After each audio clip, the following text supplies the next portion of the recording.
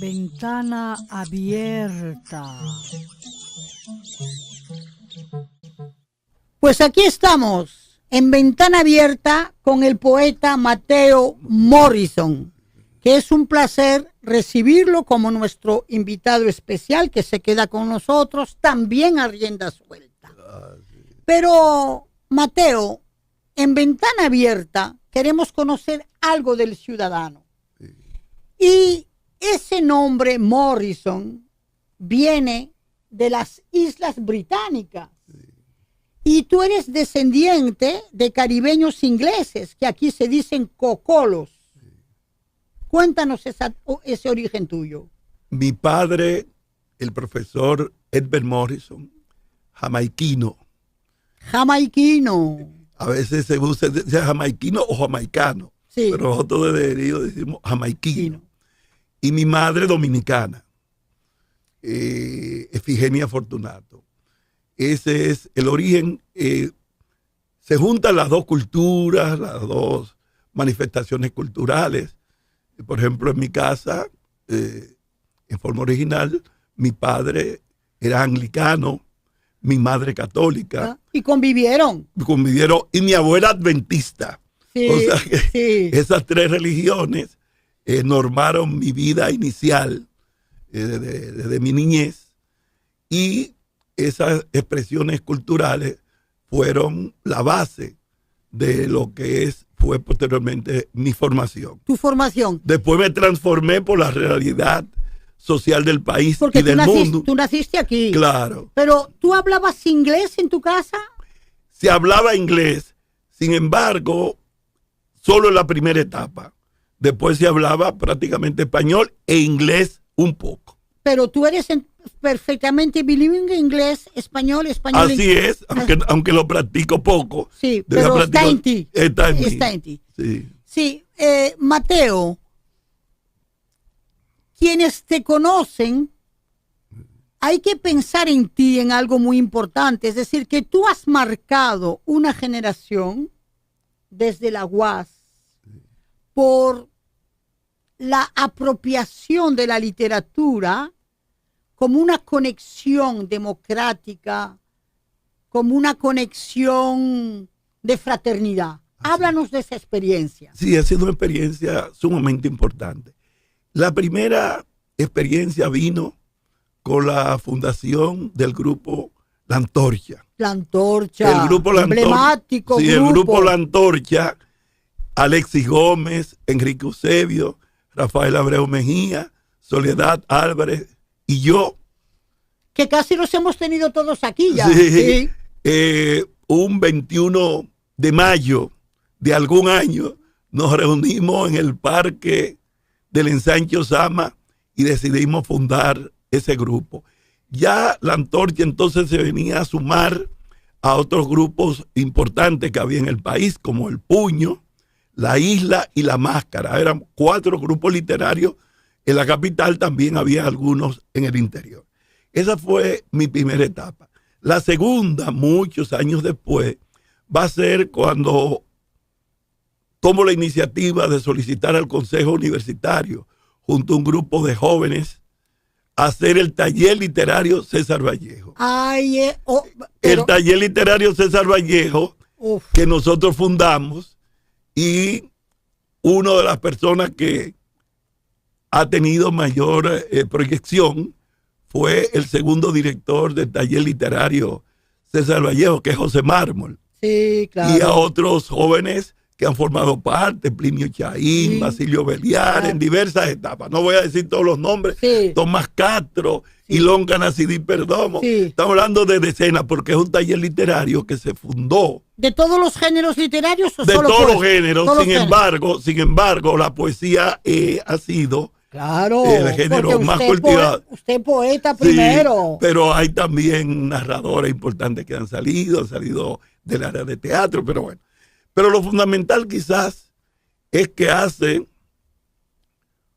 44 años se fundó el taller literario César Vallejo y todavía existe. Está vigente, Está vigente, es parte de la Universidad Autónoma de Santo Domingo de su Dirección de Cultura. O sea, tiene todo ese periodo. Precisamente cuando realizamos la Semana Internacional de la Poesía en su versión más reciente, que la 11ª,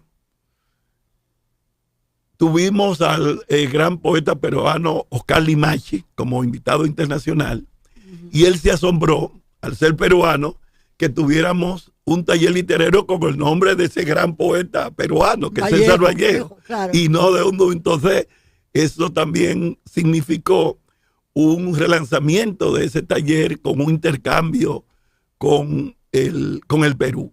En fin, esta pregunta que me hace me permitiría hablar muchísimo, Sí, pero lo sintetizo sí, en eso. de esa forma. Pero, Mateo, tú has tenido grandes prácticas, experiencias con la poesía a nivel nacional e internacional, Cuba. Bueno, en la Semana de la Poesía hemos traído poetas de China. De China hemos traído, entonces, de Europa, de todo. Y has creado un cordón umbilical con los poetas del mundo. Entonces, mi pregunta es la siguiente, Mateo. ¿Tú crees que la poesía es una excepción dentro de la literatura imprescindible? Yo pienso, y viniendo de ti que sabes mucho de eso, y que eres una gran intelectual y una destacada poeta y una artista, me ha hecho una pregunta que tú sabes que es difícil. Que tú sabes que es difícil. Sí, yo pienso que lo es. O sea, la poesía ha existido siempre. Desde el inicio de la misma humanidad existió la poesía. Claro, no existió la poesía escrita, porque la escritura vino mucho después, claro. Pero hubo la poesía oral. Sí, claro. Desde el mismo momento en que un ser humano trató de hacer una comparación entre el mar y los ojos de alguien, o entre el árbol y la brisa que circunda de alguna forma, ya comenzó la poesía y no va a desaparecer nunca, porque nació con la humanidad y con la humanidad continuará siempre, en todas sus formas, en todas sus variedades. ¿Tú quieres una cosa más hermosa que lo que dice, por ejemplo, algunos intelectuales que trabajaron en un libro sobre 1000 años de poesía europea, donde dice que eso comenzó, esa poesía, por el canto de las mujeres, a sus niños, y cómo todo comenzó en Grecia con la lira, y cómo estaba acompañada con... Si en el mundo celtibérico, en el mundo celta, en el mundo celta, todavía hoy, en el país de Gales, de Inglaterra, en la Galicia española, en la Bretaña francesa, el canto gálico es poesía. Es poesía, lo es. Y es la poesía esencial. Con la arpa, la gaita. Con la gaita, con todos los instrumentos. O sea, que la poesía ha existido, y también la poesía se ha ligado con la pintura. Y se ha ligado con las demás artes. O sea, por eso yo pienso que sí, que la poesía es un centro de cualquier expresión cultural. Porque de los escritores, para mí, los narradores son escritores, los escritores de novela, pero para mí los poetas son artistas. Así es. Pero mira qué buen ejemplo el de Gabriel García Márquez, que Gabriel García Márquez lo que comenzó, su formación inicial fue de poesía. Sí. Y yo le pregunté en una entrevista que le hice a Franklin S. Burgos, que si él no entendía que con el desarrollo del boom latinoamericano la poesía iba perdiendo fuerza. Dice todo lo contrario. 100 años de soledad está lleno de poesía. Sí. Bueno, pues estuvimos aquí abriendo ampliamente la ventana con Mateo Morrison. Y vamos a ofrecerle a Mateo una música de Michael Camilo. Ok.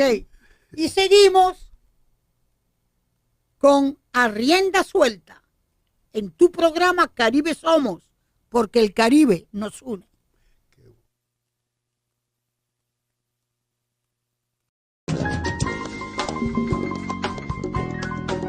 A rienda suelta. Mateo Morrison escribe con un ritmo.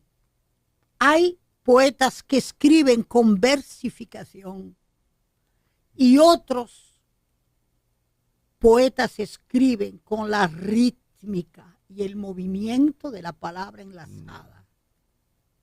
Llegar aquí es como encontrarse con los siglos, pedirles el resumen del tiempo y exigirles que nos digan cuánto odio y cuánto amor encierran esta arcilla, arena y cal que se fundieron. Esto es una delicia, ciudad colonial amor. Una ciudad colonial donde a ti te encanta caminar. Claro. Que yo te he conocido por esos caminos de la ciudad colonial con tu entrañable amigo que tanta falta nos hace, Alexis Gómez. Alexis Gómez, sí. ¿Qué es lo que más importa para ti cuando escribes? ¿El ritmo o la versificación? Bueno, para mí fundamentalmente el ritmo, pero me preferiría decir que ambas cosas. Precisamente ahora, hace 6 meses, me acaba de nacer una nieta en Italia, que es hija de mi hija Berioska, que es ministra consejera de la FAO, y de un diplomático italiano. Y yo, que le escribo un poema a cada uno de mis nietos, decidí escribirle a ella, a Julia, un soneto, porque el soneto viene de Italia, va de Italia a España. ¿Y lo sabes de memoria? No lo sé de memoria, no lo sé de memoria. Ustedes saben pero que, voy a decir uno de memoria. Queridos oyentes, que muchas veces los poetas no saben sus poemas de memoria. Pero voy a decir uno de memoria que a ella le gusta mucho. Okay. Se llama, y que además la Organización de Estados Iberoamericanos, en plena pandemia, me llamó su directora y me dijo que ellos querían un poema que podía simbolizar el dolor, las dificultades, pero la esperanza. Entonces tomaron ese poema que te voy a decir ahora y se difundió por toda Iberoamérica y se difundió mucho. Qué bien. Y lo voy a decir aquí. Poema del dolor no merecido. No al silencio, no a lo triste, no a la angustia, sí a la gigante canción de la esperanza que entonamos, aunque la muerte nos persiga. Sí a los encendidos faroles que llevamos como lámpara en el pecho. Sí a nuestros amores, aunque no sepamos dónde recostaremos nuestros sueños. No temas, donde uno de nosotros muera tragándose hasta el polvo, se levantará una órbita de luz que otros tomarán para clarear el camino. Por tanto, no a tu llanto, sí a tu risa, no congojas, sí a tus ojos de paloma, contentivos de dichas. Ay, pero qué regalo, querido. Sí, qué necesario oír estas cosas en estos días. Sí, yo leí ese poema ante alrededor de 4,000 o 5,000 personas en Medellín, en el Festival de Poesía de Medellín. Sí. Y está precisamente en YouTube y se puede ver cuando yo lo estoy leyendo, ya hace unos cuantos años, en ese escenario. Bien.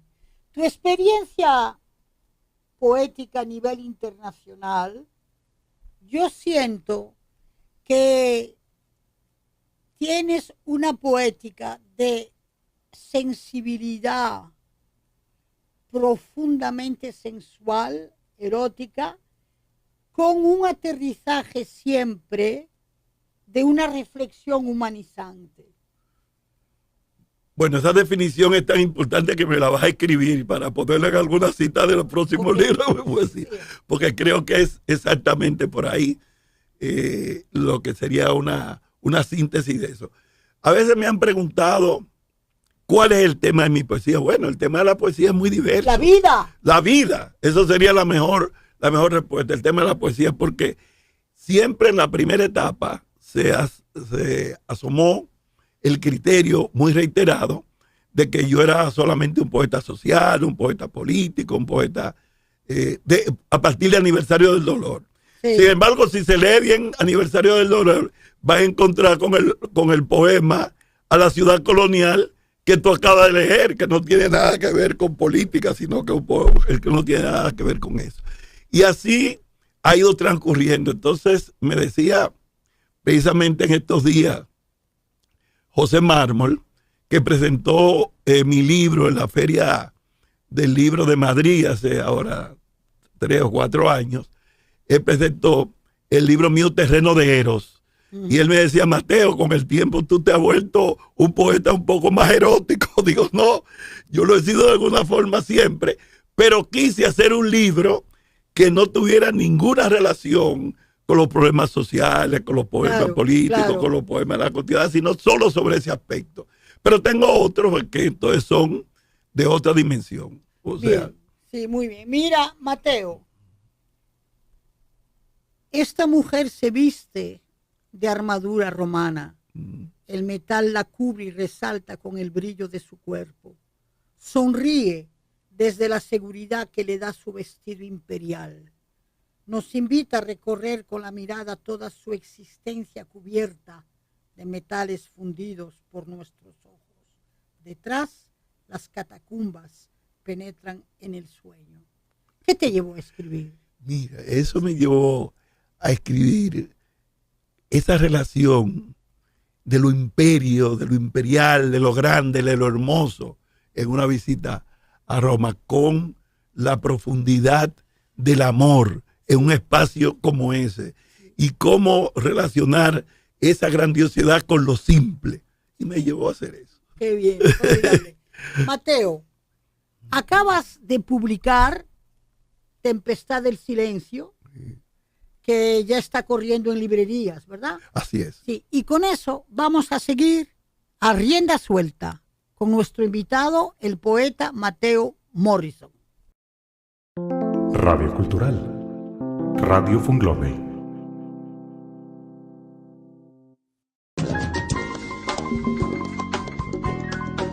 A rienda suelta.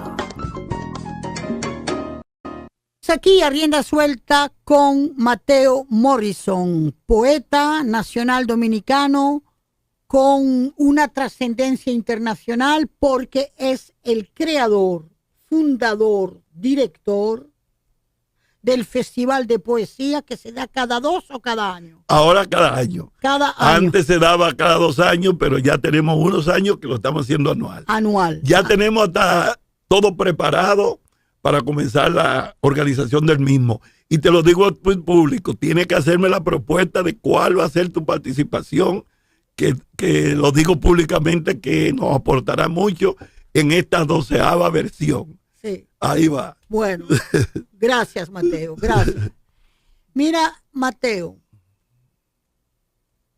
cuando yo te veo en esa energía que tienes, me recuerdas mucho el afán de los franceses por la poesía, con sus festivales internacionales, con sus encuentros. Y tú estás internacionalizando la poesía como un lenguaje global, porque hasta chinos has tenido. Y de la India, y de África, y de muchos países de Europa, y de casi todos los países de América. Bien. Te voy a hacer una pregunta. ¿Cómo has podido construir ese festival y cómo lo mantienes? Bueno, en honor a la verdad y a toda la verdad, el festival comenzó en su etapa primigenia como un festival del Ministerio de Cultura, que se hacía cada 2 años, bajo la gestión de José Rafael Antigua. Sí. A quien le hicimos la propuesta. Sí, gran enamorado de la poesía. Sí, gran a quien poeta. le hicimos la propuesta. Precisamente en estos días recordábamos eso, una reunión donde le hacíamos un homenaje a Soledad en su casa.